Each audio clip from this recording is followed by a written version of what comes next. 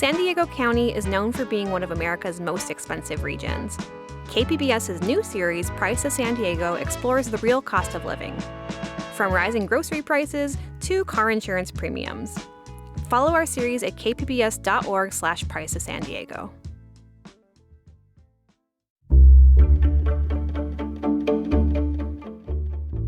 Good morning, I'm Lawrence K. Jackson. It's Wednesday, February 25th. We're taking a closer look at how Prop 50 is impacting our region. More on that next, but first, the headlines.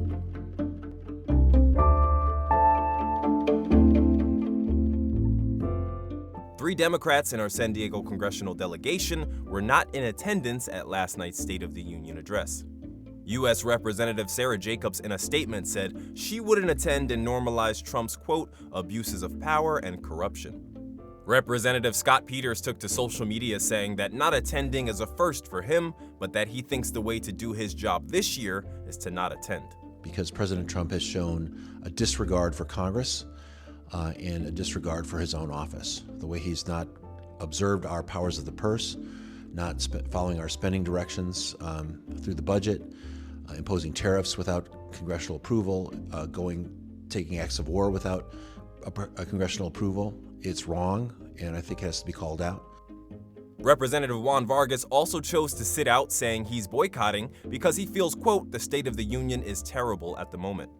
Meanwhile, Democratic Representative Mike Levin attended last night's State of the Union. He said that while he understands why some colleagues are boycotting, he instead chose to bring the daughter of a couple that was deported by ICE as his guest to, quote, put a face to the horrors of mass deportation operations.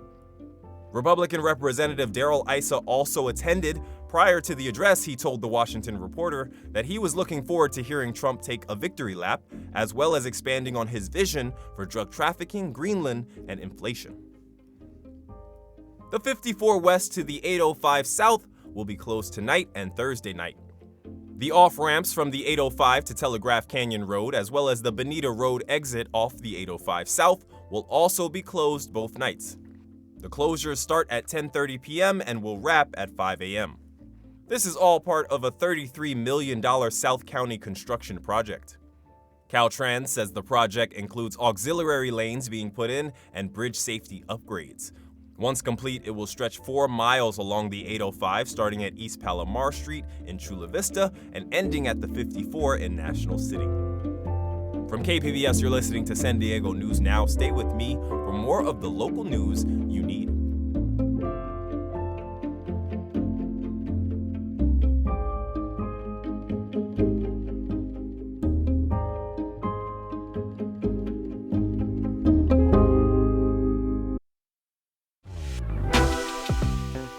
San Diego County is known for being one of America's most expensive regions. Locals are feeling the squeeze and looking for solutions.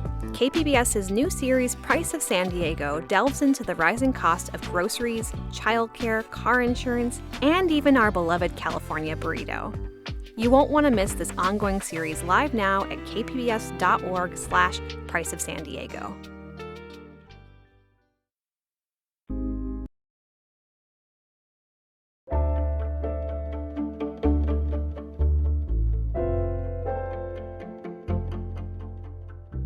California voters approved Prop 50 last November. That ballot measure redrew the state's congressional map to make Republican-held districts more friendly to Democratic challengers. Here in San Diego, the biggest change was to the 48th district, currently held by Congressman Darrell Issa. KPBS and our partners at iNewsSource looked at how the new map impacted the region, and we have a new online tool to see how these maps changed and how voting patterns shifted in the past few elections.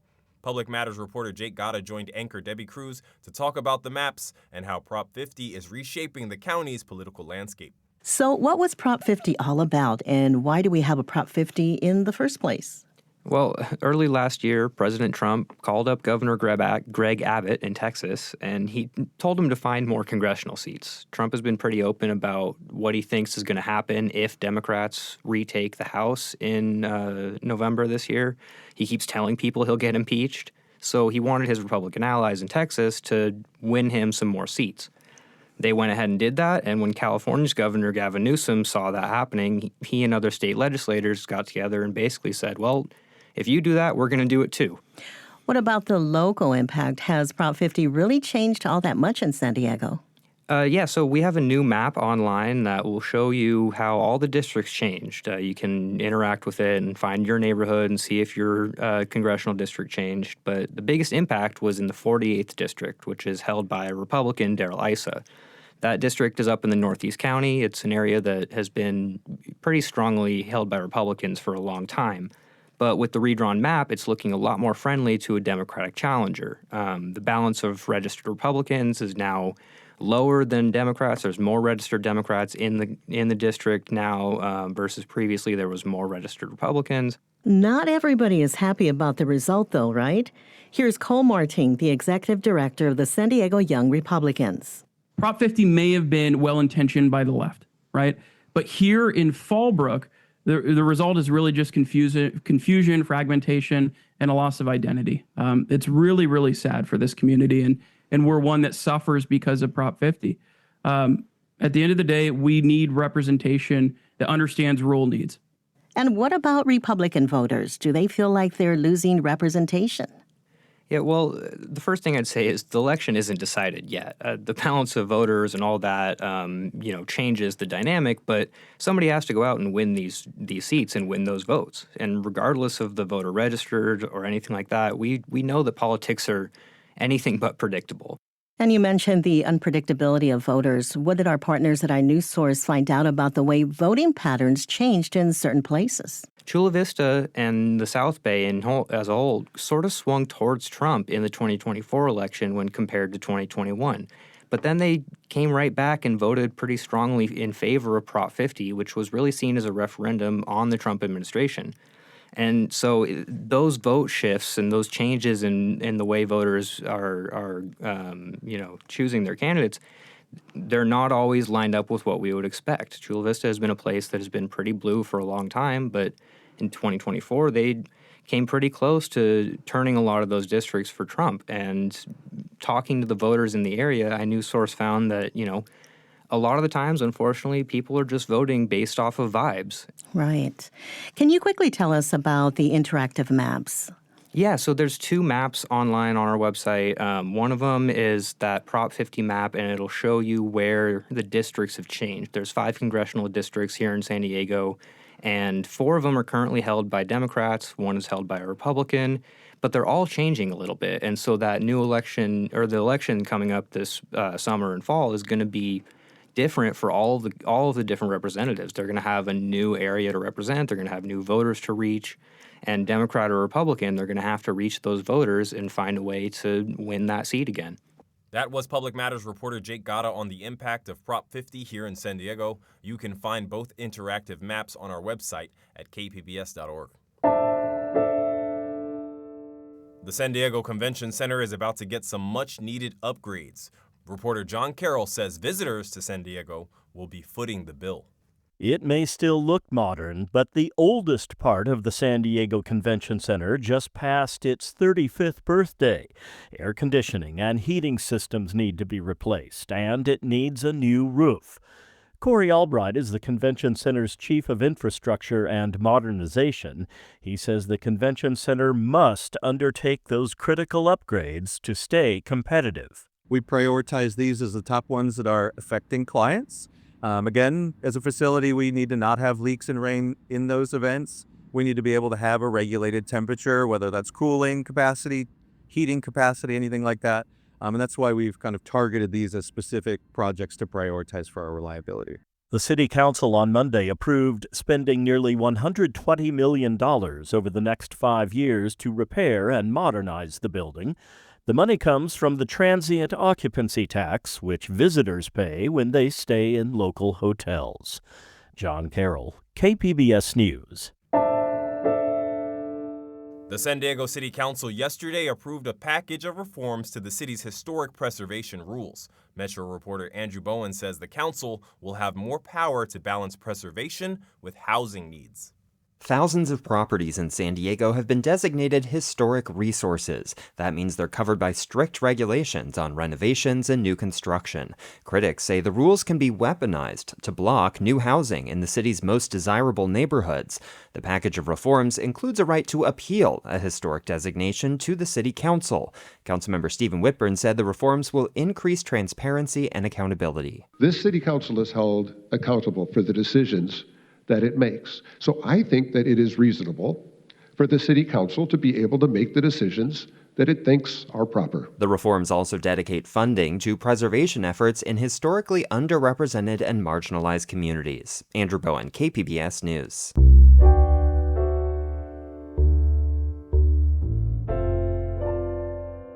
The further east you go on Interstate 8, the more natural the landscape becomes, but the highway can be deadly for the animals that live there. In recent years, wildlife ecologists have been working toward building a safe crossing.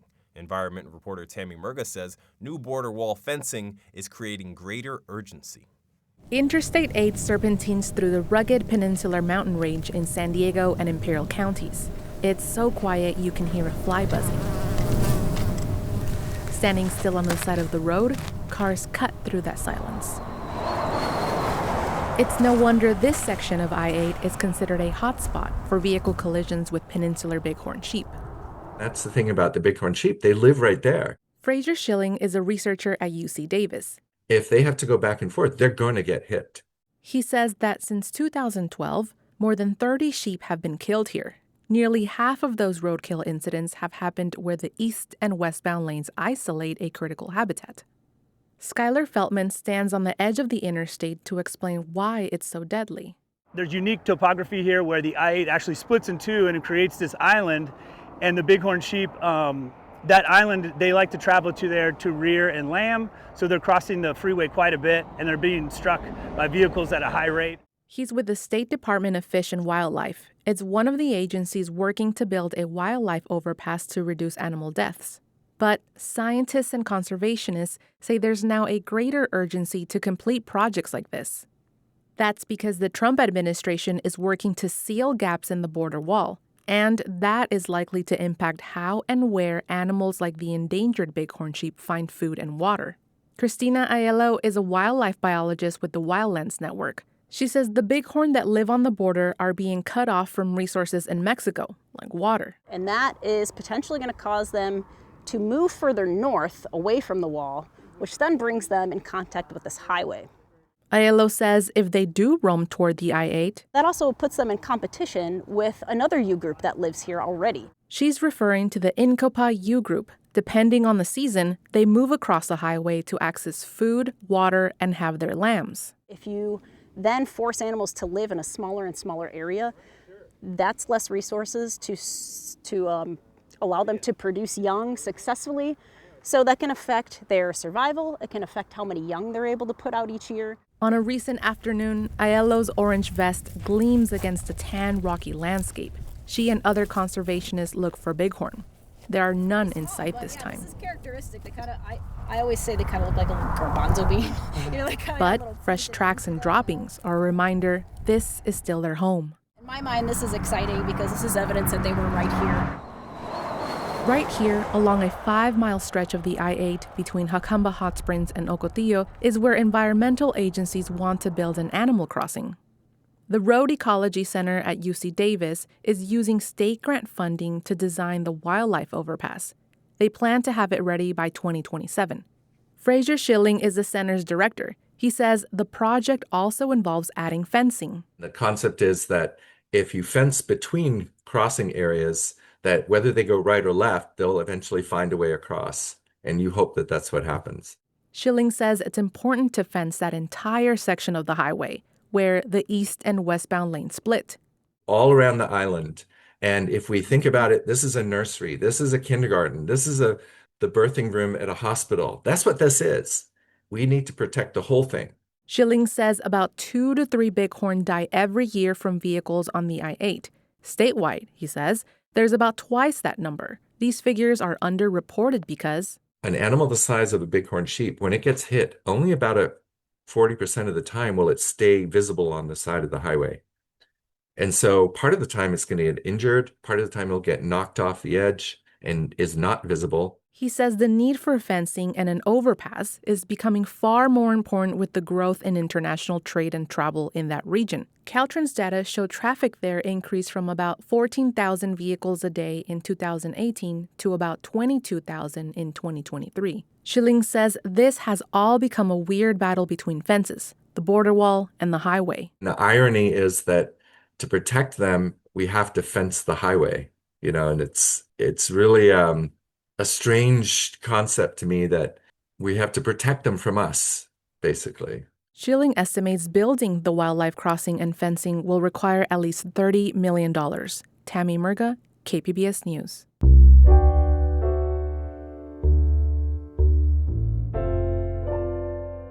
The San Diego Unified School Board has approved a new mascot for Claremont High School, the Captains.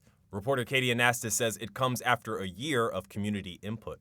Since 1958, Claremont High School's mascot has been the Chieftains. Signs and murals outside the school depict a caricature of an indigenous man. In 2024, California prohibited schools from using derogatory Native American terms as team names or mascots.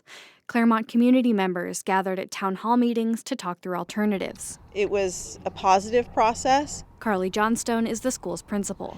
We weren't debating the why, we were working on the what, so that we're just making a decision on what it's going to become. The district says more than 500 people rated the finalists and picked Captains as the favorite. Katie Anastas, KPBS News. Costume designer Edith Head holds a record 35 Oscar nominations and 8 wins, more than any woman. Her career spans 6 decades and 1,000 films. Arts reporter Beth Accomando says the Hollywood legend comes to life at Moxie Theater in the play, A Conversation with Edith Head. You may not know the name Edith Head, but you've likely seen her work in Sunset Boulevard, Roman Holiday, or The Sting. As a film costume designer, she dressed the most glamorous women and the sexiest men. But she always saw herself in service to the director and the script, while making sure every performer felt good. Personally, she maintained an intentionally nondescript business style to avoid distracting from the stars who wore her clothes. But Head takes center stage at Moxie Theater thanks to actress Susan Clausen. Edith Head here. Come on over and have a conversation with Edith Head. You and Edith Head, what a perfect fit. Clausen not only looks like Head's twin, but she also captures her formidable demeanor, no-nonsense style, and razor-sharp wit. If you love movies, you'll revel in the behind-the-scenes insight into costume design and take delight in gossip about Hollywood celebrities from Mae West and Elizabeth Taylor to Alfred Hitchcock and Cecil B. DeMille. The play feels spontaneous, but it's as expertly tailored as one of Head's costumes. A Conversation with Edith Head has thankfully been extended through March 8th at Moxie Theater. Beth Accomando, KPBS News. That's it for the podcast today. As always, you can find more San Diego news online at kpbs.org. I'm Lawrence K. Jackson. Thanks for listening and have a great day.